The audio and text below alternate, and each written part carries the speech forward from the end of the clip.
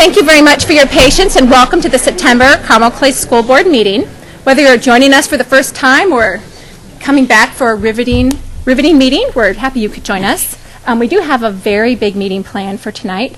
There's a slight change to the agenda that you have if you've picked it up.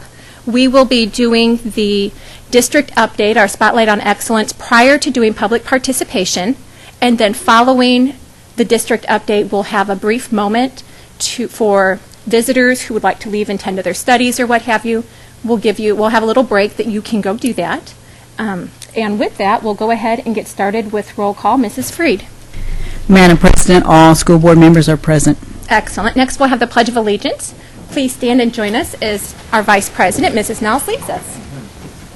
I pledge allegiance to the flag of the United States of America and to the republic for which it stands, one nation, under God, indivisible, with liberty and justice for all. Thank you. Next on our agenda, we have our very special presentations, and our first presentation is going to be brought to us by Mrs. Marlowe.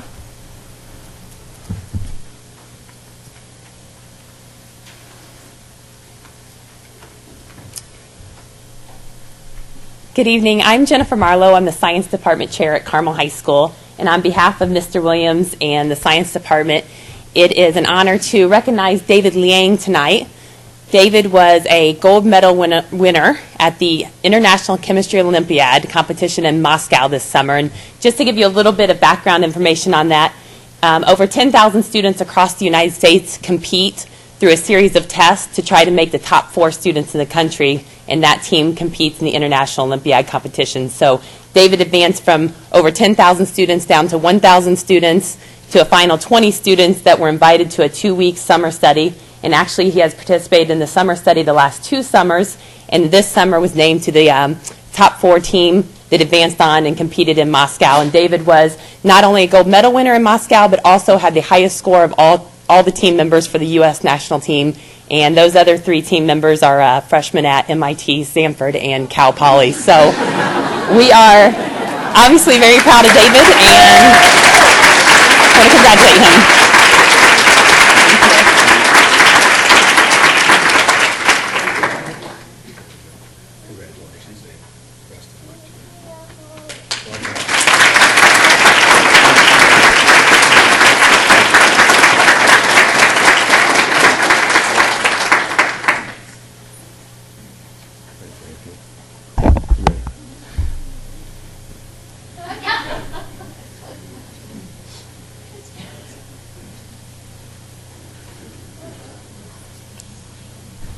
Then we have John Williams with us up here. We'll be presenting State of Indiana AP Scholars and National Merit Semifinalists. Parents and students, thank you for being here this evening. And parents, congratulations to you. All the hard work and long hours that you've put in. And students, same to you. So it's a big family celebration tonight. And we're so proud that you're a part of the Carmel Clay family. And congratulations from the district. John? Thank you, Dr. Wall, and to the board members. And Jen, thank you for doing that. And David, congratulations. David Liang, outstanding, as you saw. He may be, as he goes through his career at Carmel, one of the most decorated academic students that we've had. And that, I will tell you, as my dad used to say, that grass is pretty tall at Carmel High School. So congratulations to David and his accomplishments. I am here to recognize 2 groups. One group only has 1 person in it, and that's significant, and that is the State AP Scholar Award. This award is granted to 1 male and the 1 female student in each United States and the District of Columbia with scores of 3 or higher on the greatest number of AP exams, and then the highest average scores on all AP exams. So in the country, there are 102 folks who get this award. Each state is able to pick 1 male and 1 female, and not pick, they earn it. And it's kind of comparable, if you were thinking about athletics, to Mr. or Mrs. Basketball or Mr. Football. It's that kind of award. It's a very, very prestigious award. For our 2012-13 school year, this was last year, Carmel High School was once again proud to have one of the 2 students in the state of Indiana to be recognized with this award. Emily Waricotti, who graduated with the class of 2013, earned the distinction of being the female student in the state of Indiana to earn this distinction. Emily is now attending University of Illinois. I have it from a very good source, and could not join us here tonight, but she is, I believe, represented by her parents. So if the parents could join us.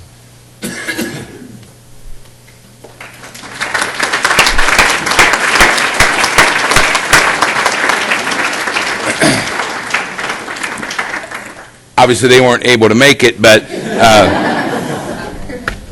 anyway, they were supposed to be here. Emily, of course, is off to college. Just to tell you a little bit about this award, AP is, as you know, our most rigorous courses, along with IB and some of our dual credit courses, but AP certainly fits with our most rigorous course that we offer at Carmel High School. To earn this distinction while a student at Carmel High School, Emily took 17 AP exams, 17, and that's an amazing number, and in that, she earned an average score of 4.53 on all of those exams, 5 being the best you could possibly earn. So again, we just said wow for David, and I think we could turn around and say wow for Emily. Another plug for David, I think David was one behind with 16 APs, and so he's got some work cut out for him. But again, amazing accomplishment. We really ask our kids to challenge themselves, and when you have this kind of results, and we had over 146 kids who were recognized at some level in the AP Scholar program. This is one of the highest. So we're very proud of what our kids do, and certainly want to acknowledge, Dr. Wall talked about the parents, and this is a group effort.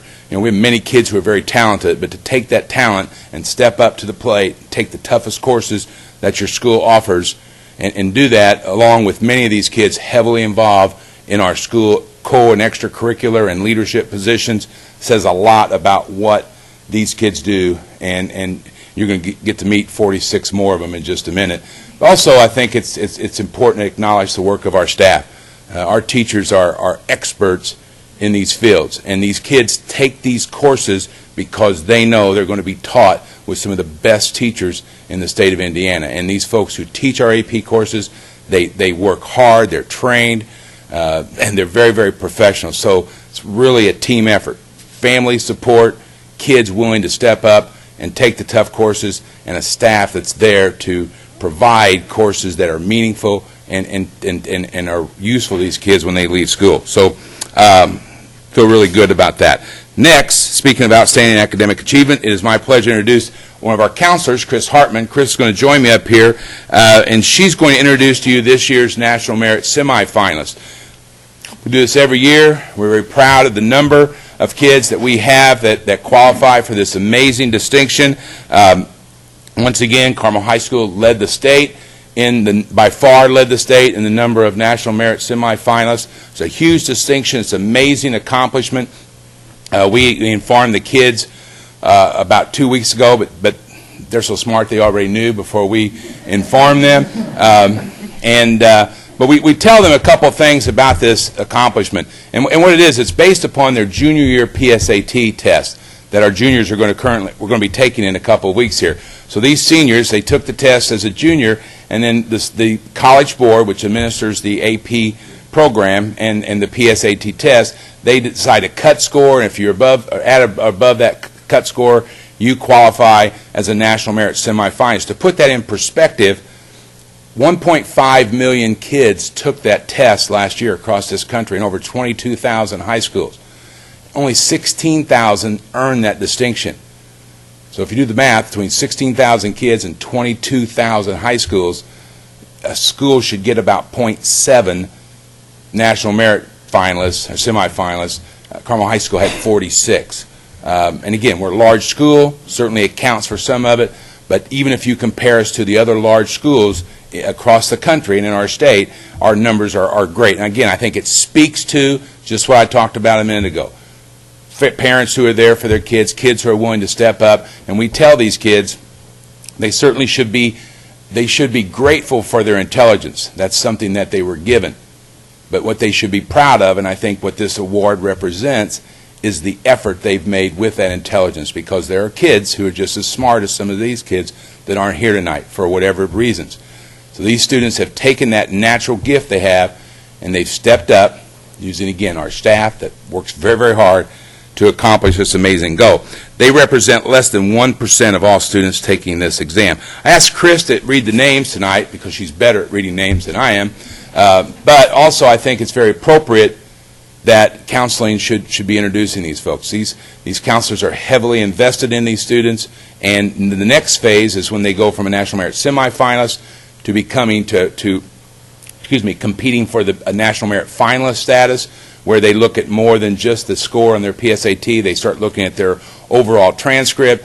The students have to write an essay about themselves and their goals, and then they have to have someone who knows them write a personal recommendation letters, and our counselors heavily involved in that. One of the things that we are also proud of is that most of our National Merit semifinalists become National Merit finalists, because certainly we have talented kids that certainly qualify and deserve it, but our counselors work very, very hard with our kids to make sure they get all the things in on time, and that the letters are done well. So, Chris, thank you for being here tonight. Sure.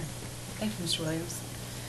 I'm so happy to be here to help honor these semifinalists and this great accomplishment that they have made in getting here.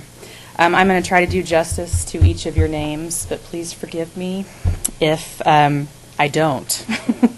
But I'll read through, and if you could, one at a time, come up and get your certificates from Dr. Wall, and then come through and shake hands with each of the board members. We'll start with Claudia Benz.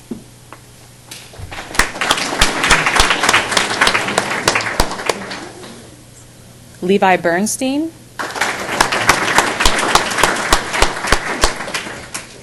Asta Bargava.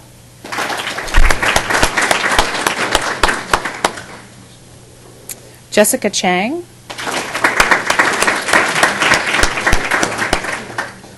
Ho Young Chi.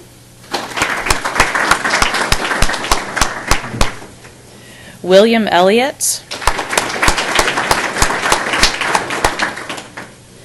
Cheyenne Fischero. Katie Gow. Taylor Hathaway. Eric He. Eva Hernandez. Shelby Heiter. Yushi Homa.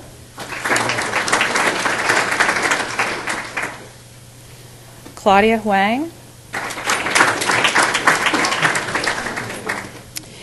Anthony Coe.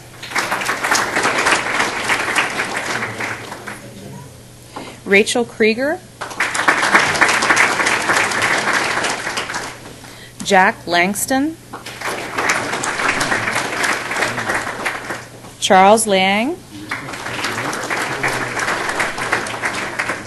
David Liang. Noah Liebeck. Grace Ma. Samir Munchada. Aaron Miller. Parmido Mustabavi.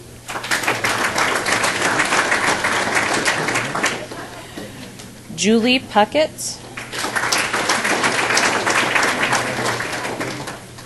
Kim Chin.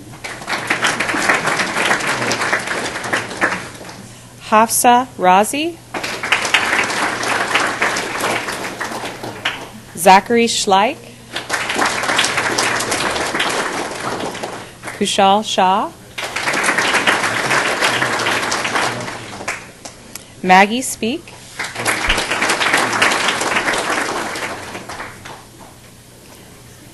Patrick Tan,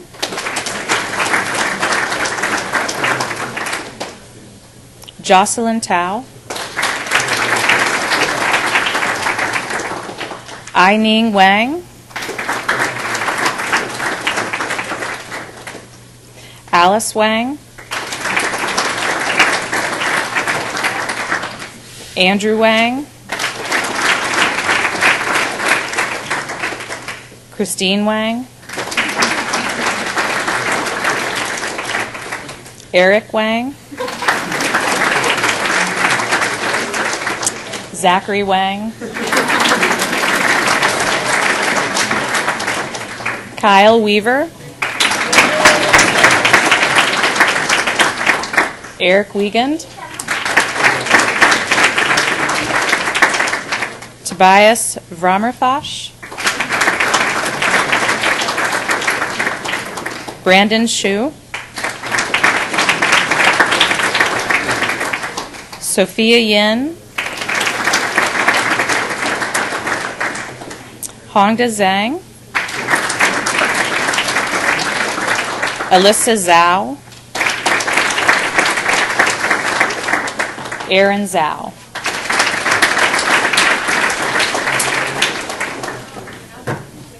Congratulations to all our semifinalists.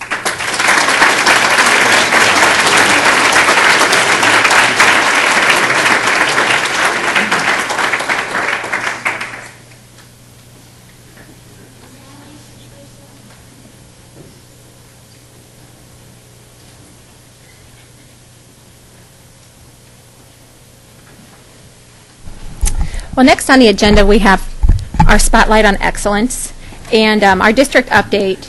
We try to focus on our Spotlight on Excellence to give everybody in the audience and those who watch it, and as well as the board, an opportunity to learn about some neat program going on in the district. So tonight we have the Carmel Clay Education Foundation. Joining us with the foundation, we have Mrs. Dankquist and Mrs. McDonald, who are going to be showcasing some really fun opportunities. Thank you very much. Good evening. I'm Barbara Dankquist. This is Stephanie McDonald. And she and I are the co-executive directors of the Carmel Education Foundation. And we're here for two purposes. One, we want to thank you. We want to thank the school board. We want to thank the administration. We want to thank the teachers and the staff. We want to thank the PTOs. We want to thank parents and students. By supporting our events, Ghosts and Goblins 5K, 2K, which Mrs. McDonald's going to talk about because it's coming up again, the showcase, that was 1,000 students singing at the Clay Middle School last February, along with the fact that they were doing it for our foundation as a thank you. They came and sang, and we were able to raise money to give back to the music programs of the schools that attended. The telethon, the 27th annual telethon, that, thank heavens, the National Honor Society had agreed to call different parents and community groups to help us raise money. And all this money helped us, the Carmel Education Foundation, to recognize our Carmel Clay teachers and staff members through Thank a Teacher Honor Roll, those of you that use this wonderful form to send a certificate to a teacher, a bus driver, a staff member that you felt had really done something special for your children. The Teacher of the Year Award, grants, and all our other programs. We thank you very much for your support, and we look forward to having you with us again. Yes, thank you so much for having us. As you entered, back on the little table, there are these little save the date cards. We would really like for you to pick one of these up because this is about our Ghosts and Goblins 5K, 2K walk run, which is going to be held on October 26th at Carmel High School. This is one of the ways in which we make money for our teacher grants and other programs that we, in fact, are able to do through the Carmel Education Foundation. We have open registration. It's online. You can go to our website. You can go home tonight and sign up for the Ghosts and Goblins. So far, we have 85 people that are signed up to participate, and we anticipate hopefully, about 12 to 1,500. So you might want to get in line and get that registration done really soon. A couple of things about our walk run. The elementary schools are having a contest with a traveling trophy. The elementary school who has the most participants of students and staff will get the traveling trophy that gets to be in their school for a whole year. West Clay Elementary has won it the last 3 years. We have a lot of people that are going to try to take that away from West Clay this year. So if you have family and relatives in the elementary schools, might want to put that on your calendar. Also, our middle schools, we have a banner contest. The middle school that has the most participants of students and staff will receive a banner that they can hang for the year, or they can keep it hung up for however long because it's theirs, but we recognize them for the year for what they have done.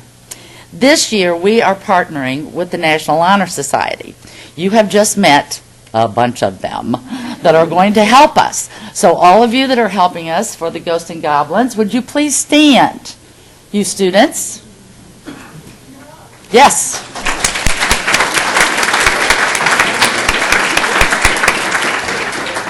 Thank you so much. You also will be hearing their voices probably at the telethon that some of them have even called for us before, because the National Honor Society does come and help us with the Key Club for our telethon.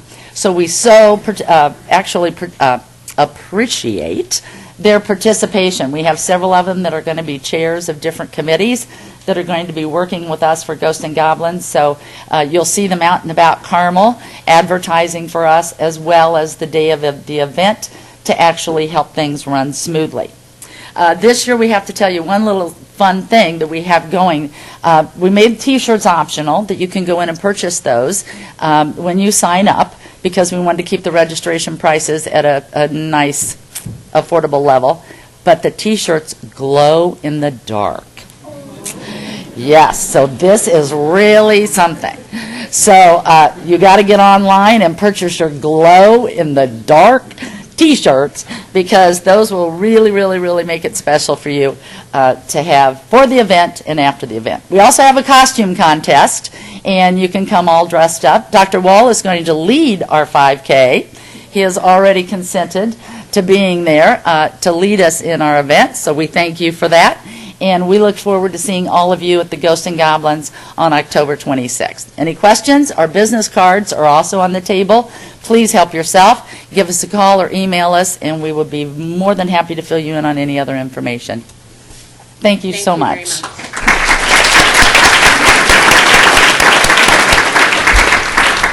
Thank you, Barbara and Stephanie. And as promised, we're going to break for just a couple minutes and allow families that are here that might want to take their children home to do, study, what have you. We'll go ahead and break now, just 2 minutes. Thank you.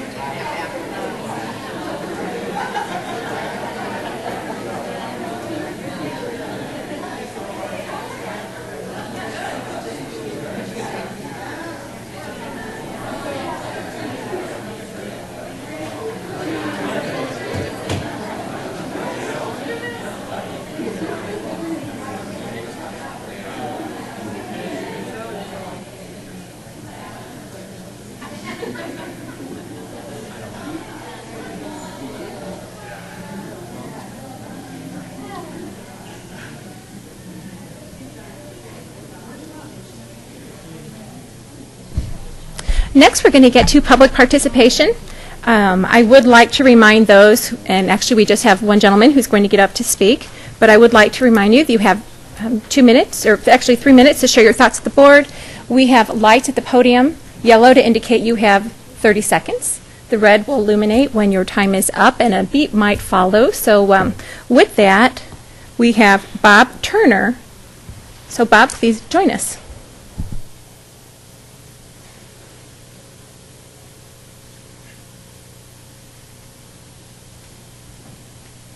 Good evening, ladies and gentlemen. I appreciate the opportunity to address you. And I have to commend Carmel Schools for the outstanding support they have with the students and the activities that Could you they're please doing. speak into the microphone? Yes. Or close to it? Sorry. Thank you so much. I congratulate the students and I congratulate the staff. That's a clear reflection on what you're doing here. Experience excels, obviously shows. The purpose for my being here tonight is my name is Bob Turner. I'm with AXA Advisors. We are one of the 403B providers in Carmel Schools. I've enjoyed that relationship for over 28 years, and I'd like to continue that relationship. The reason I'm here tonight, I've got some concerns. I will just simply have you take one of those and pass those around if you will, please.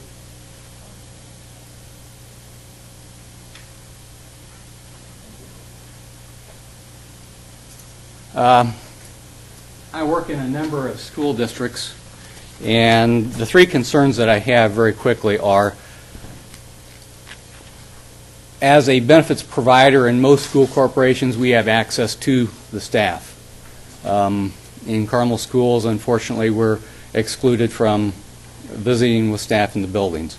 I would like to see that changed if it could be, or some kind of changes made. The second area that I have a concern with is I've been with the corporation since the matching had begun, and when that was first established, it was my understanding that 1% of the corporation or 1% of the employees' dollars could be contributed, with the idea that the other percent could be contributed to one provider. It's my understanding currently that 1% of the employees' contribution has to go with AIG VALIC, and that's mandated, rather than choosing which corporation provider is available. The third item is Carmel Personnel, several clients and employees have called in to the administration office inquiring as to who is eligible for the 403B, what companies. And I've had clients indicate to me that they've been told that only one company of the four that are on that sheet is the sole provider. And I don't know if things have changed.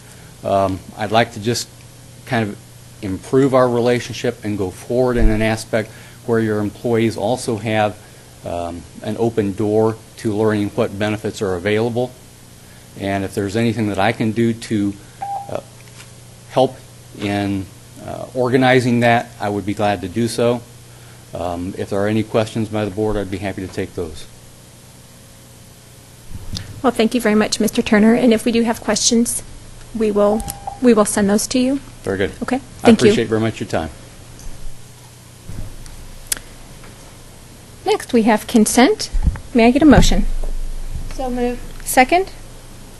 Second. All in favor? Aye. Moving right along, we have reports, and I believe we have Mr. Pfeiffer with a negotiation update for us.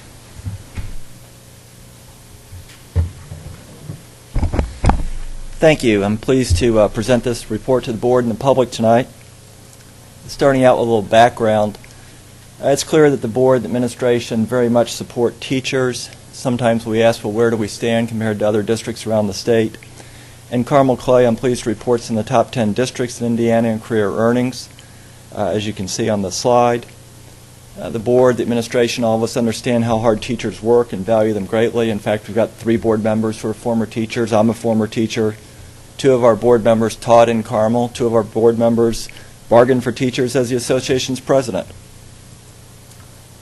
We all know in Indiana that through no fault of any of us in this room, we have some fiscal challenges, like all state school systems do. State's been reducing the funding, very little what we call new money or additional money from one year to the next.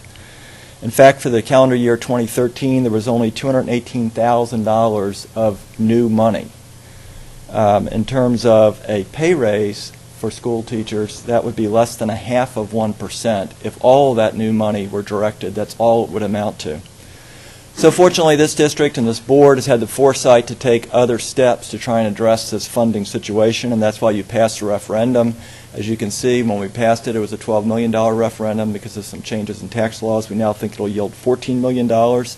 And that's what's really enabled this district to add teachers, keep class sizes low, pay for salary and benefit increases well beyond that 0.5% or less than 0.5% that the state provided.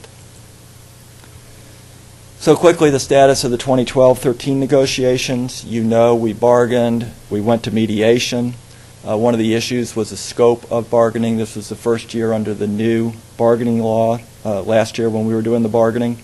And the bargaining law says that you can only bargain over salary, wages, and salary and wage-related fringe benefits, and specifically says it's against the law to include anything else in your contract.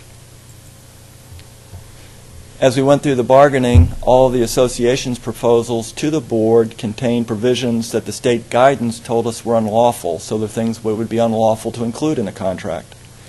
We also had disagreement about economic terms. Now, as I said, the board and administration support teachers, and we wanted to provide significant increases and offered those. As you can see here, and we've been over this before, but these are the increases that we offered in our best offer. This is what was offered during negotiations. And that was an average of a 2.5% increase. The way that broke down was a $1,500 increase for those who were not at the top or the bottom of the scale. That was the equivalent of the old increment. And then a 1% pay increase for all the first-year teachers and the teachers who were at the top of the scale. Another 1% of base pay being paid out as a salary stipend to teachers. Of course, all these increases would be retroactive to the beginning of the past school year. A performance bonus pool of $500,000, 5 days of professional development paid at $1,250, and then an incentive to try and get people to try the high deductible savings account that our insurance experts tell us would benefit many of our teachers and other employees, and also reduce the cost for those employees and for the district. So to try and encourage people to try that, we offered a $2,000 contribution to each person's HSA account if they were on one of the 3 family plans, and a $1,000 contribution to that account if they were on a single plan. And then, of course, the board was also going to pay a little over $500,000 to offset increases in health insurance for the existing health coverage for the teacher complement. So how would we have done that? Well, as you know, and as we've talked before, some would have come from current operating expenses. About $3.5 million would have come from your cash balance. And that's about 25% of your cash balance that you offered to spend in that 1-year contract for last year. So in terms of what this would mean for a typical teacher, average teacher in Carmel, $55,000 salary. You can see the salary increase, the stipend, the bonus, and so forth adds up to $5,800, which would have been 10.5% of their salary. So that was what we offered during negotiations, and that was what we're calling our best offer. Unfortunately, we weren't able to reach agreement, so as all of you know, we went into state-required fact-finding. There's no choice about that. The law mandates it. And the law mandates that in fact-finding, a school district cannot spend any of its cash balance. You're restricted to only spending money that's available that year. So your revenues for that year and your expenses can't be out of kilter. You can't have expenditures that exceed your current year revenues. As I said, we were funding our best offer with $3.5 million from the cash balance. So that meant when we had to put together our last best offer, which is really a misnomer, but the LBO, when we had to put that together in order to comply with state law, we had to reduce our best offer by about $3.5 million. So you may ask the question, if the LBOs were filed in November, which they were November of last year, why don't we have a ruling yet? Well, shortly before the fact-finding that was going to be scheduled in December of last year, the association filed an unfair labor practice charge against the board, and the association got a stay from the fact-finding proceedings until there was a ruling on the alleged unfair labor practice charge. And that took time, unfortunately. And it's only been recently that first the administrative law judge and then the IRB themselves ruled in favor of the board, said there was no unfair labor practice committed, and therefore, because there was no merit to that charge of an unfair labor practice, they lifted the stay.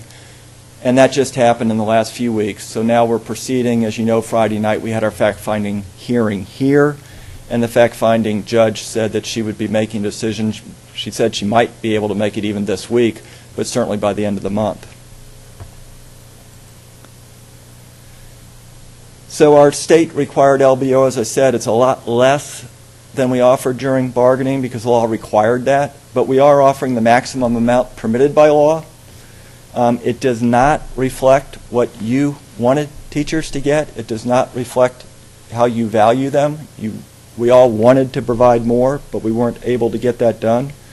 But our LBO, in order to comply with the law, we had to reduce our offer to 2% salary increase retroactive to the beginning of the year, and that's really only a net 1%, because what we were saying was eliminate the 1% match on the 403B plan and put it on the salary scale. So one of those 2% increases really just shifting the money from one place to another. We also had a 0.5% of a stipend for all teachers, a $275,000 bonus pool, and continued to pay the little over $500,000 in the board's additional payment towards health insurance. It would have also, in our LBO, replaced the catastrophic leave bank with a short-term disability policy. The district would pay 100% of the cost of that short-term disability policy. We thought it would help more teachers because it covers maternity leave, which is not covered under the catastrophic leave bank. And just by way of example, in 2011 and 12, we had only 5 teachers who used the leave bank, but we had 57 teachers who took maternity leaves. Now, short-term disability doesn't pay as much. It doesn't pay 100%. It pays 2/3. And so in our proposal, we were going to let teachers use sick days if they wanted to sort of gross up or get their pay up to 100% for those short-term disability days. There are a number of other changes that went over Friday night, and so I won't go through all those again tonight, but they're all available on the board's webpage from the fact-finding hearing that was held Friday night. In any event, we believe the association's LBO results in deficit financing and contains unlawful provisions, and we talked about that Friday night, went through all that. Both sides made presentations, but just a couple things to remind you that the association's LBO contained a provision that said teachers would work 450 minutes per day, and that would be called their instructional wages, and that all their compensation on the salary table would be for those minutes, and that any other work over those minutes, the board would have to pay teachers time and a half for those minutes over 450. We know our teachers work really hard. We know that many of them put in a lot more than a standard 40-hour work week. But just estimating conservatively, if teachers worked a 40-hour standard week during the school year, that would have resulted in about $33 million in additional compensation and deficit financing. We also think that pay-by-the-minute plan is something that IRB, the state agency that rules on these things, we also think that's a type of pay system that IRB has already ruled to be unlawful in the Nettle Creek case that they had last year. Now, that case is still under appeal, but the IRB decision was that that type of overtime system was unlawful.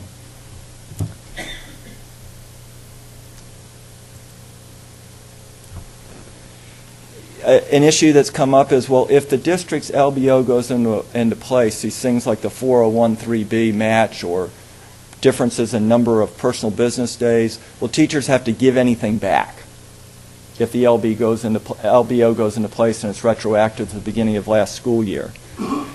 And we talked about that at the hearing Friday night, and we asked that the fact finder apply our LBO and make it effective October 1, except for those provisions that have to do with retro pay.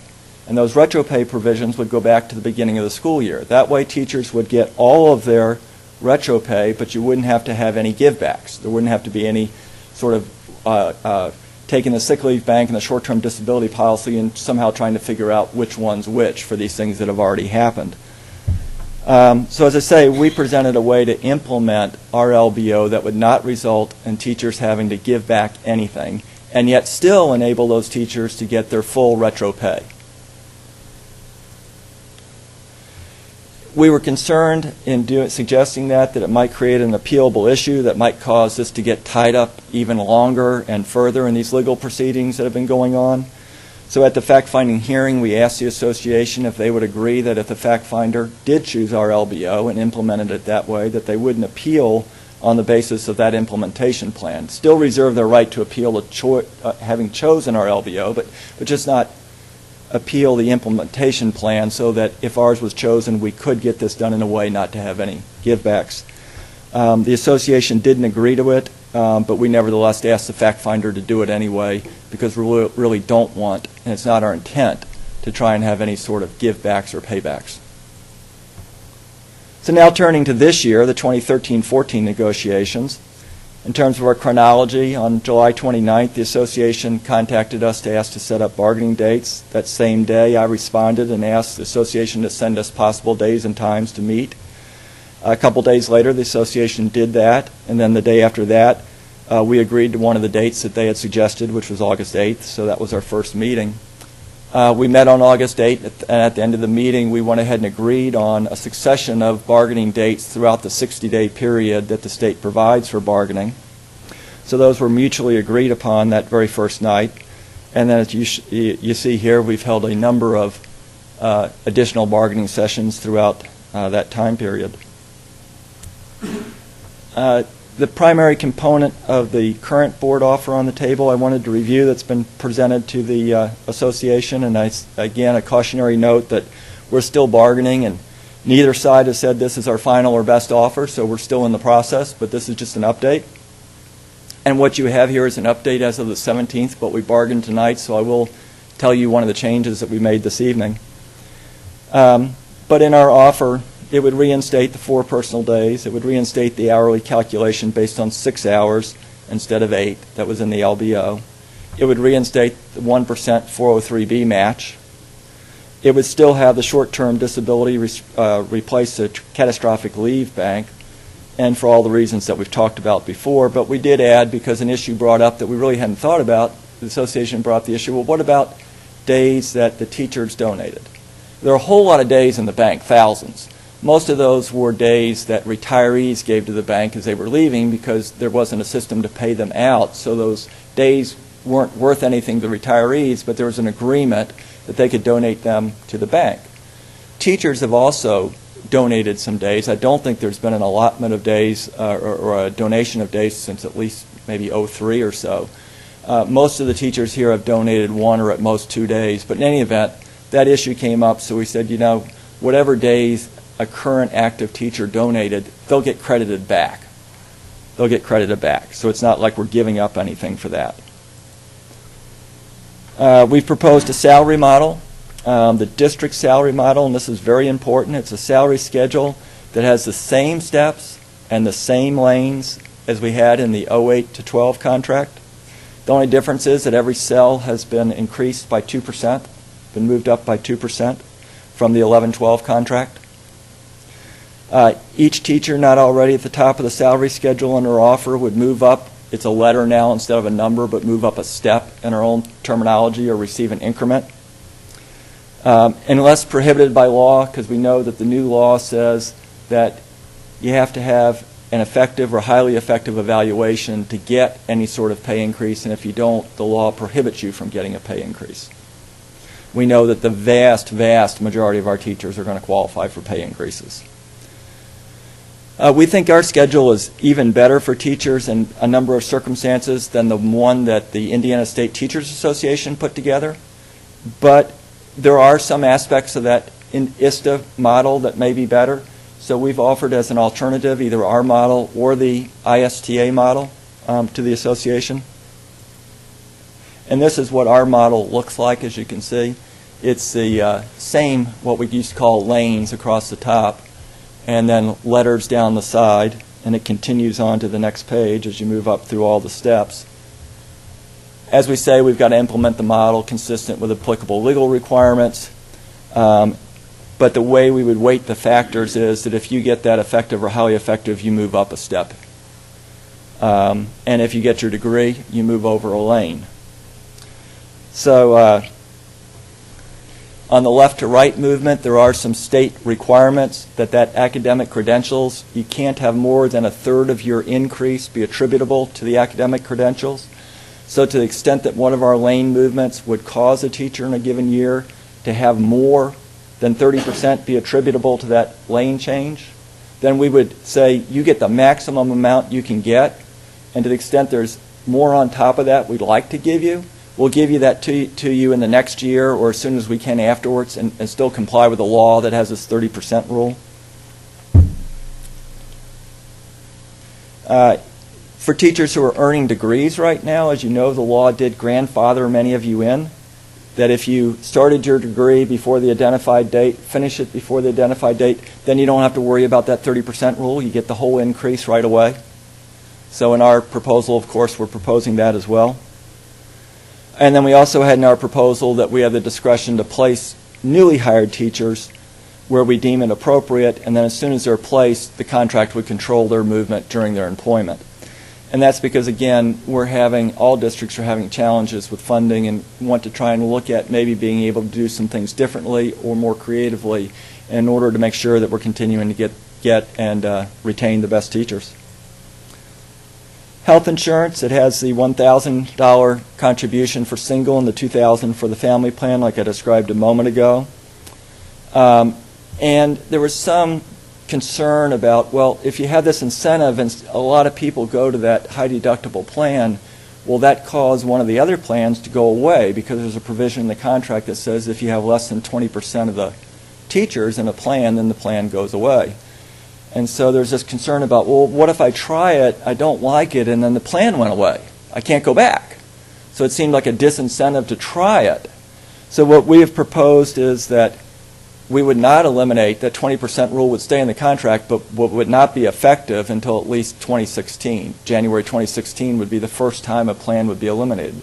So somebody could try it in 2014. If they didn't like it, they'd still have the same plan option to go back to in 2015. We also have a bonus pool. That's actually, it says $200,000 in tonight's session. That was increased to $250,000 for effective and highly effective teachers. And like I said, again, we're still bargaining. And as you know from our discussions, and I've told the associations team, this is not a school district where you give your bargaining team authority and say, well, here's your authority, but sure would be nice if you could come in a little under that. This board wants these teachers to get all of the money that we think we can afford, balancing fiscal responsibility. And so just like last year, we will put the full authority out and make sure everybody knows that that's a full authority. We're not trying at all to bargain or get a deal for less than full authority. So in terms of our offer at this point, what does it mean for a teacher? And you can see the beginning teacher there, and with from the 11-12 salary schedule and the salary increase, 6.9%, the bonus, the HSA contribution, and the total being about 13.4% of their 11-12 salary. A more typical teacher would be $55,000. We took one of the cells, $55,051. And you can see again a 5.3% increase on salary and an overall increase of 9.7%. So what happens next? Well, we continue to bargain. If we're unable to reach an agreement by October 1, then we'll have mediation. If we're unable to reach an agreement in mediation, unfortunately, we would be back in fact-finding again. None of us wants that to happen. We certainly hope it doesn't happen, because if it does, just like last year, we'll be required to put together what's called the state-required LBO, and that state-required LBO, once again, we won't be able to use any cash balance to fund it. So it means really that no matter whose LBO is selected, since they both have to use only current year revenue and expenditures, it's very likely teachers would get less because the cash balance can't be used to fund either LBO, the associations or the districts. Disappointing, we went through fact-finding last year, disappointing that the $3.5 million we put on the table for last year isn't going to get to our teachers, and really don't want that to happen again, and we're all trying to work to avoid that. Some of this is the same information, just packaged differently. A lot of people like question and answer rather than slides. Some of it's new. I'll go through the stuff that's repetition rather quickly. How does compensation compare? We've already talked about that. We're in the top 10. Is it true administrators received a 6% raise? We've heard that buzz around. Yes, some administrators did receive a 6% recurring raise from the 11-12 year to the 13-14 year. And under the proposal we have on the table to the association, some teachers would receive a 6.9% increase recurring from the 11-12 to the 13-14 year. And then let's look at another comparison. Well, how would administrators and teachers compare if they're at the top of their respective schedules? They would fare identically. They would both get a 2% increase. Does a board state-required LBO for 12 and 13 fairly reward teachers? I've talked about that. No, it doesn't. It doesn't. Our teachers should be getting more. But it's the most we could give and still comply with the law. Does the board get to decide which LBO is chosen for last year? No. We had the fact-finding hearing Friday night. The fact-finder will decide that. And like I say, hopefully we'll get a decision shortly. If the board's LBO is chosen, will they have to pay back? I've already covered that point. If the fact finder implements it the way we suggested, the answer to that question is no. We suggested a way that that teachers get full retro pay but don't give back anything. So we've heard a lot about this 403B and the 1%. Why did we propose eliminating it? Well, a couple reasons. First, a teacher had to actually give 1% to the 403B plan to get the match. And if that 1% that the board was contributing goes on the salary schedule, the teacher can go ahead and divert it right into the 403B plan and have it just like it was the prior year. No difference. But if the teacher wants to use it a different way, they can use it a different way. In addition, we had some people who weren't putting money in the match. So those teachers didn't get anything out of the 403B match, but they would get it if we put it on the salary schedule. And of course, as it says there, it also helps with the turf computations to have a higher salary, helps with the pension compensations and so on.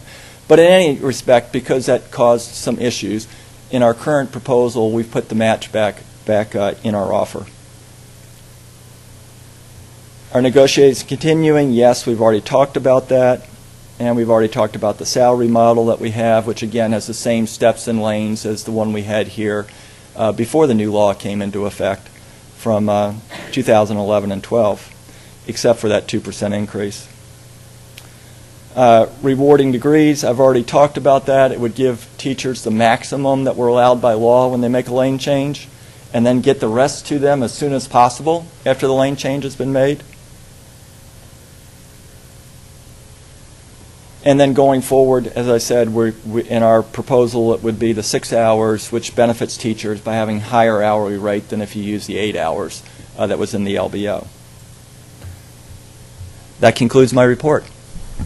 Well, thank you. Thank you very much. It was a very comprehensive report, and as board members, we certainly do appreciate that. I believe you know this, but I did want to share, we as board members were very disappointed that we were unable to achieve the outcome that we had wanted. To reward teachers well for the hard work that they're doing. As a result, we ended in the state-mandated fact-finding, and we certainly hope that this session of negotiations will have a more positive outcome. So thank you very, very much. We appreciate your work for the board on behalf of the district, and keep up the good work. Hopefully we can work well and have a positive outcome, so thank you.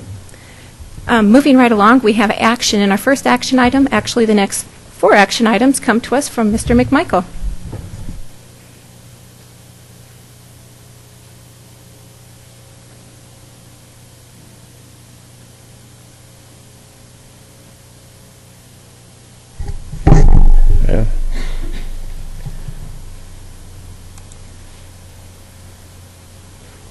Okay. Excuse me. This action is requesting additional appropriation be approved for the general fund and the transportation fund. Excuse me. These budgets were developed in the summer of 2012, and since that time we've had either have had or have projected increased costs for such things as salary and fuel costs. The additional appropriation has no impact to the tax rate, as we have the funds. The appropriation gives us the authority to actually use the funds that we already have. Some of you may remember that in the summer of 2012, when the budgets were developed, we did anticipate a cost in salaries, for example, that was equivalent to increment, although we knew the traditional understanding of increment would not be allowed by law. I did allow that cost amount, or did include that cost, or an amount equivalent to that cost in the 2013 budget. As you just heard this evening, since that time, we're now bargaining for 2013-14, and the proposal, for example, that's currently on the table from the school board is in excess of just the increment. So thus the anticipated or potential need for additional appropriation. Of course, if we don't need the appropriation, obviously we won't use it or therefore spend the money. So I would ask for approval to process with the state the first a public hearing, and then ultimately we would ask the state to approve the additional appropriation. Thank you very much, Mr. McMichael.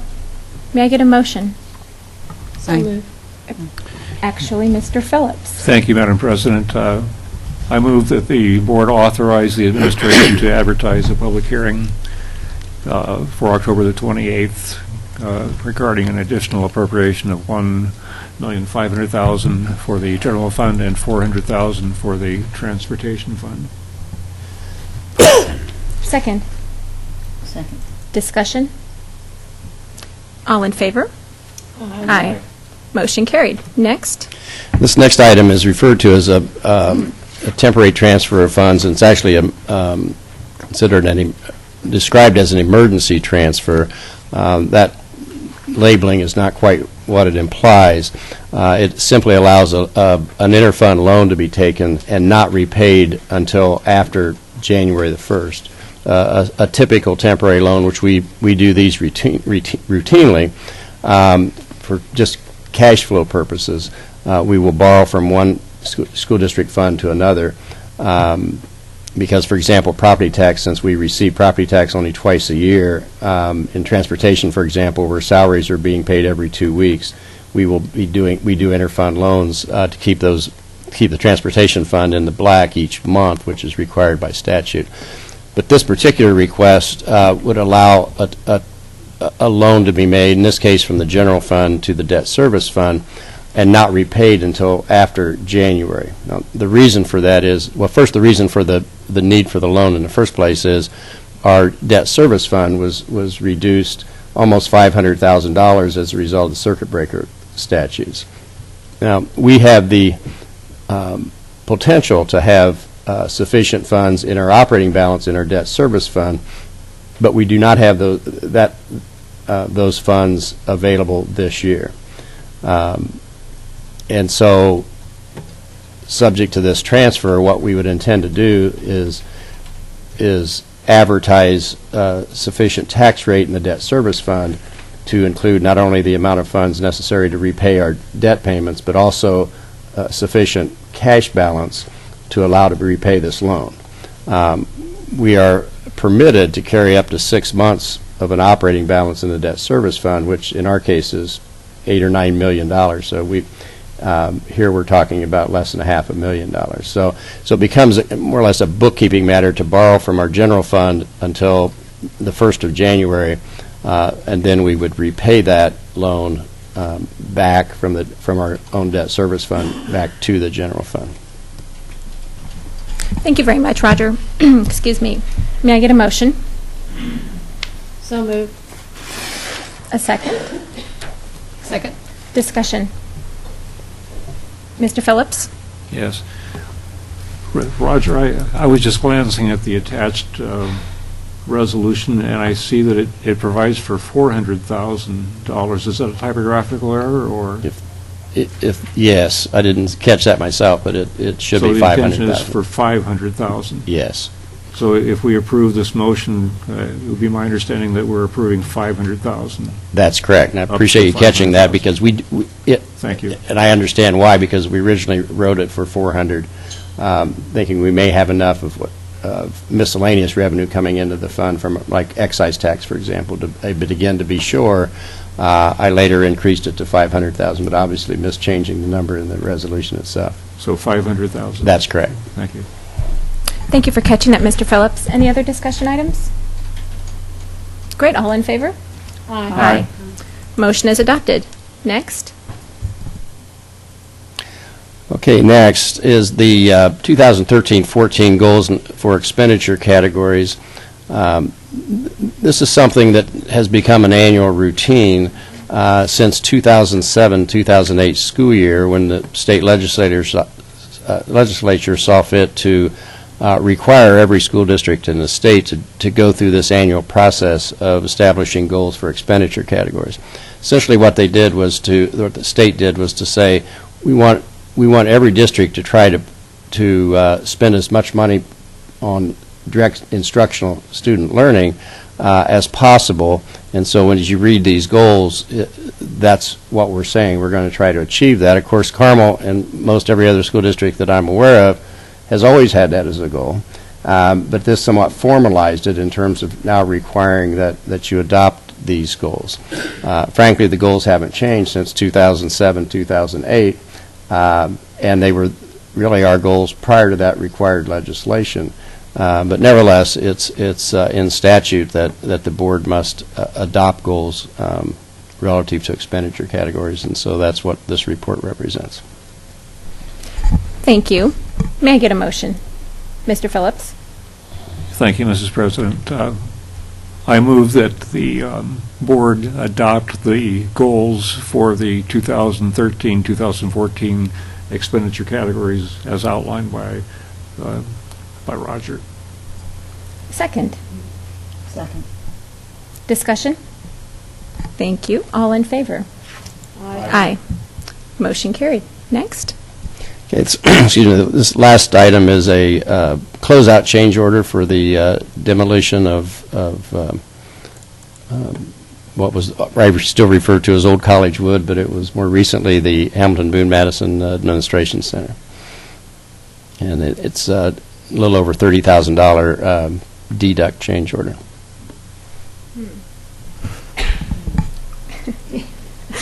May I get a motion? I move we approve this deduct change in budget, or what is it called? Deduction in the change order. Second?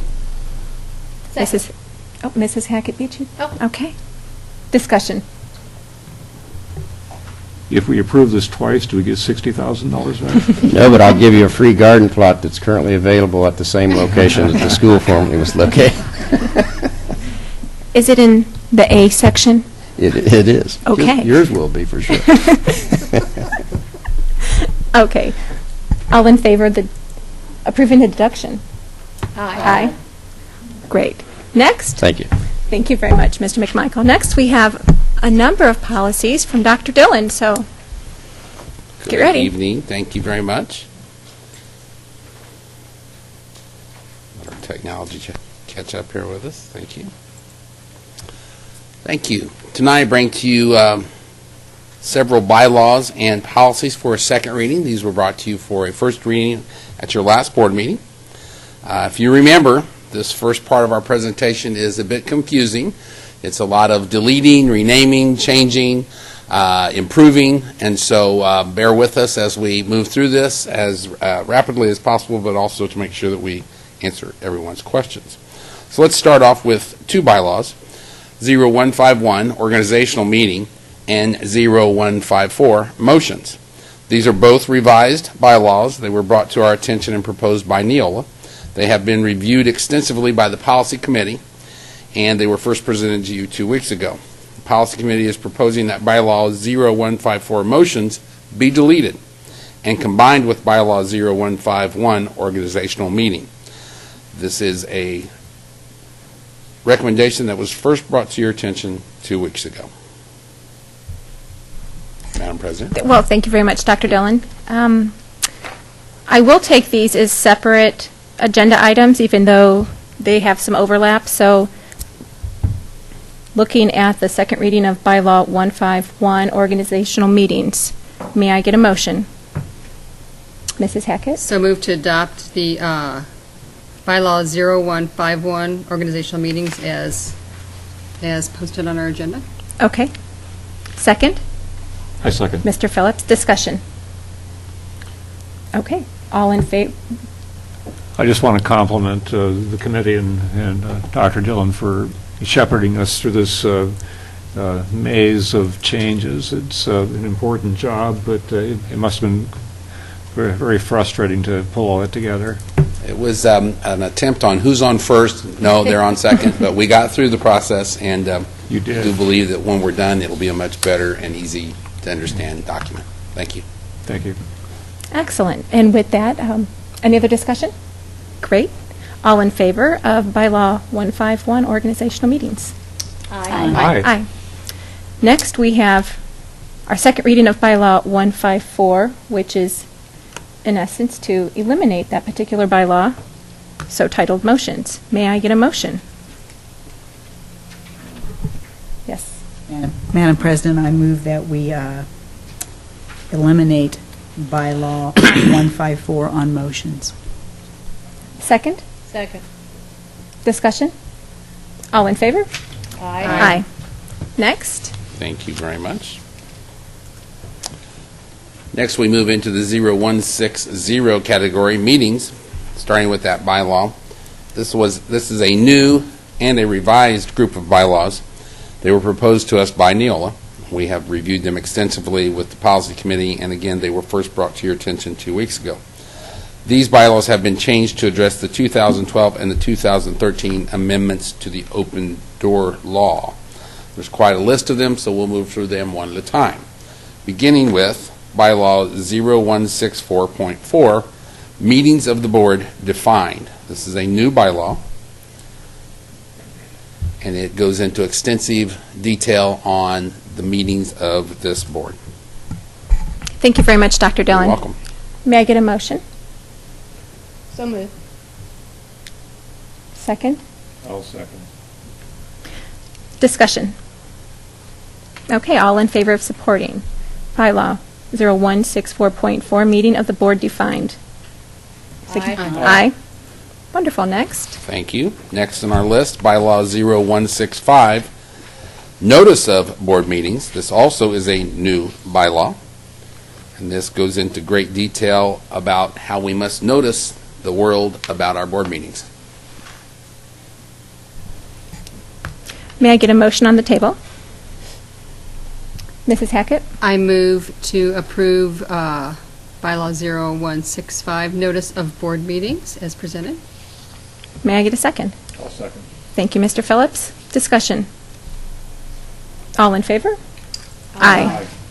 Next. Thank you, Madam President. Next on our list, bylaw 0165.1, notice of regular meetings. This is revised. It's recommended deleting and the content included in 0165, which we just passed. May I get a motion to delete bylaw 0165.1? Mrs. Knauss. I move to delete the bylaw 0165 as noted in our agenda. 165.1. 165.1, yes, and move it to 0165. Thank you. Second? Second. Okay, Mrs. Freed. Thank you. Discussion. Great. All in favor? Aye. Thank you. Next. Thank you. Next on our list is bylaw 0165.2, notice of special board meetings. This is revised. It includes a title change and revised bylaw dealing with special board meetings. The current content was moved to 0165, notice of board meetings, which has already been passed by this board. May I get a motion on the table for bylaw 0165.2? Mrs. Hackett? Okay, I move to adopt the revision of bylaw 0165.2. Second? I'll second. Mr. Phillips, discussion? All in favor? Aye. Next? Thank you. Next on our list is bylaw 0165.3, Notice of Emergency Meetings. This is a revised bylaw, includes a title change, and revised bylaw dealing with emergency meetings. The current content is moved to bylaw 0165.2, which you have just passed. Thank you. May I get a motion for bylaw 0165.3? Mr. Phillips? I move adoption of the bylaw as presented. Second? Second. Thank you. Discussion? All in favor? Aye. Next? Thank you. Next is bylaw 0165.4, Notice Requirements Established by Other Statutes. This is a revised bylaw, which includes a title change, and the revised bylaw dealing with notice requirements established by all other statutes not previously mentioned in the other bylaws. Thank you. May I get a motion to approve bylaw 165.4? Mrs. Niles? I move to approve bylaw 0165.4 as noted in our agenda. Second? I'll second. Mr. Phillips? Discussion? All in favor? Aye. Thank you. Next. Thank you, Madam President. Moving on to 0171.1, excuse me, President, 0171.2, Vice President, and 0171.3, Secretary. These are all revised bylaws recommended by the Policy Committee. They have been reviewed extensively by the Policy Committee. And we'll start with 0171.1, President. Thank you. May I get a motion on the table about bylaw 171.1? Mr. Phillips? Thank you, Mr. President.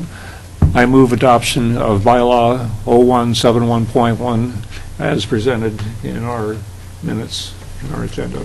Thank you. Second. Second. Discussion. Mr. Phillips? I just want to express my gratitude to the committee for their flexibility and for really listening to others on the board, taking into account our concerns. Well, we are happy to do so. We are a team, and we appreciate everybody's feedback, so thank you. Any other discussion? Okay, all in favor of supporting bylaw 171.1, President? Aye. Next. Thank you. Next on our list is 0171.2, Vice President.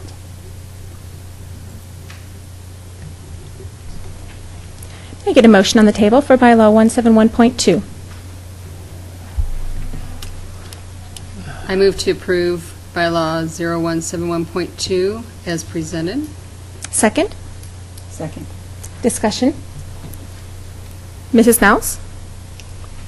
Yes, this came up at our retreat the other night, and we discussed this portion of the bylaw. And since the board is not in the business of management in the corporation, we thought it best to remove that part of B and remove the words "in the management of the corporation." And it would read, "perform other duties appropriate to the office of Vice President as the board determines." Okay. May I have a, let's see, we have an amendment on the table. May I have a second? I'll second that amendment. Okay. So, any discussion about the amendment?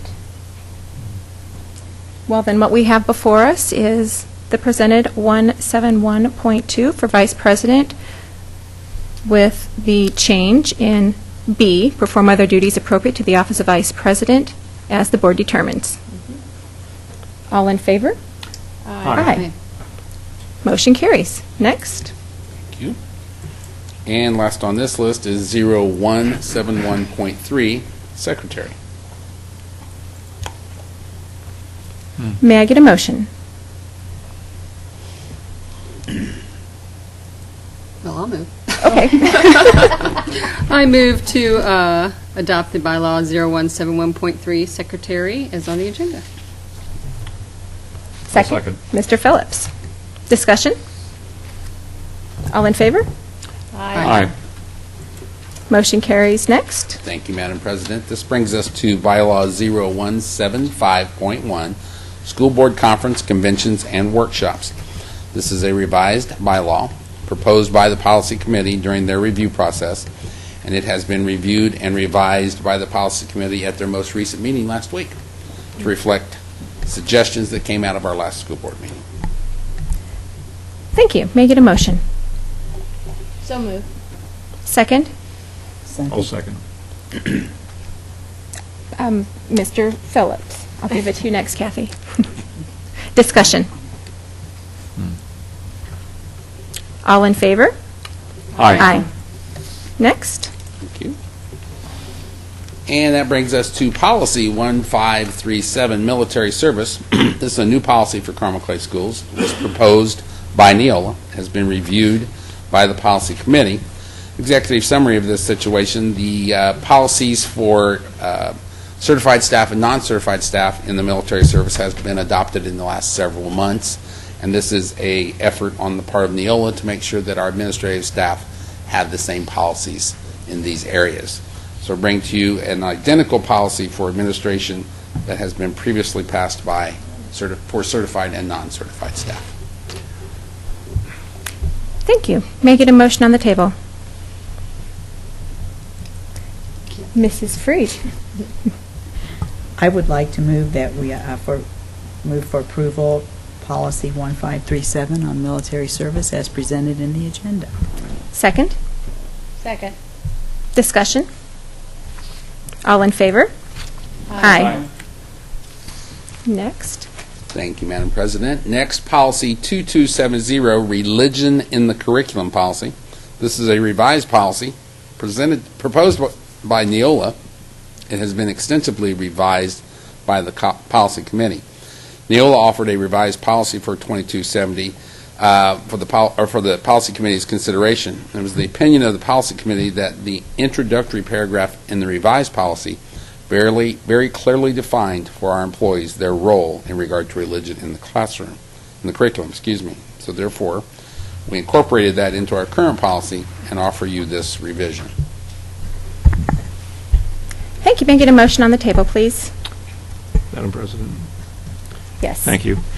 I move approval of the policy 2270, religion in the curriculum policy,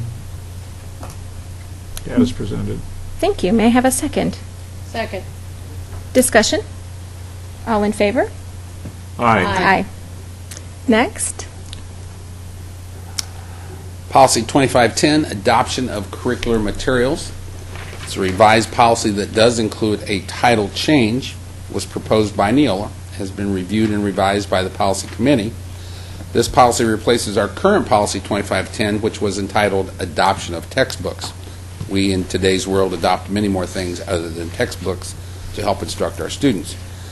Neola recommended a very lengthy replacement policy. The policy committee requested that Dr. Dudley review our current policy and the recommendations from Neola, and she offers us this much shortened version for your consideration this evening.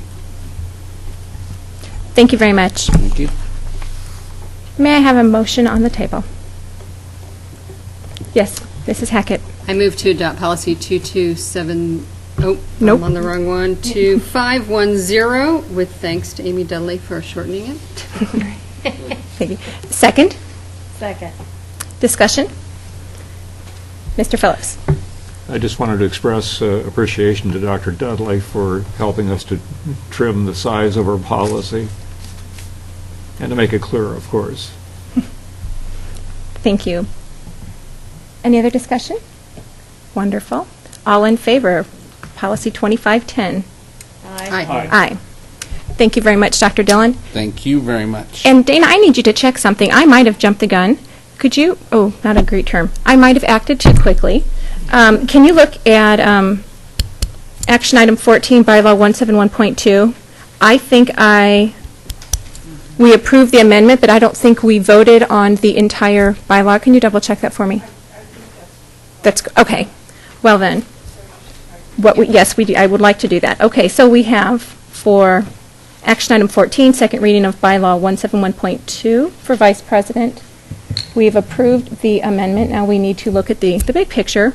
So all in favor of supporting adopting bylaw 171.2 with the amendment signify by saying aye. Aye. Great. Thank you very much. And moving right along. Oh, actually, one fun note. Sorry to interrupt. Dr. Dillon, thank you very much. But also, we spoke to the Neola reps today at the Indiana School Board Association meeting, and Dr. Clapp will be getting in contact with you to provide us lots of feedback and some good information for Friday. So we look forward to our meeting. And with that, we'll turn to our superintendent's report.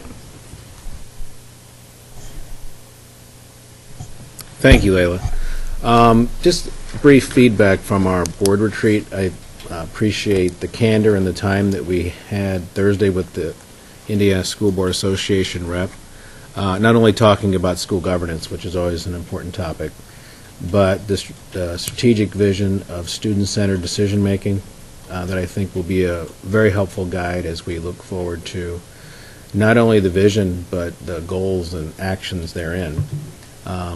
Looking very forward to the October 14th presentation, the workshop when we discuss the goals for this year and beyond, and the real excitement of getting process and that vision into action. I think the speaker today was actually very helpful in guiding in plain terms what we need to do when we make decisions about process and engagement, true engagement of the employees, both certified and support, as decisions are made and as the goals are acted out with people in the Carmel Clay Schools. So looking very forward to that October 14th meeting and appreciate the time spent last Thursday evening.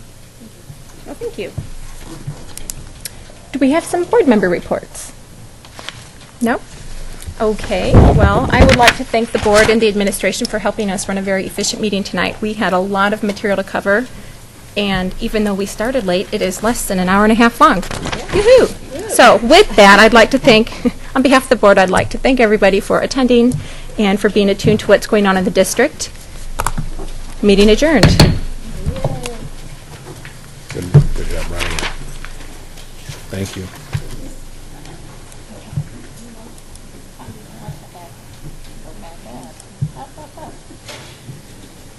I'm a little too excited that we were moving through our... I know. We're done.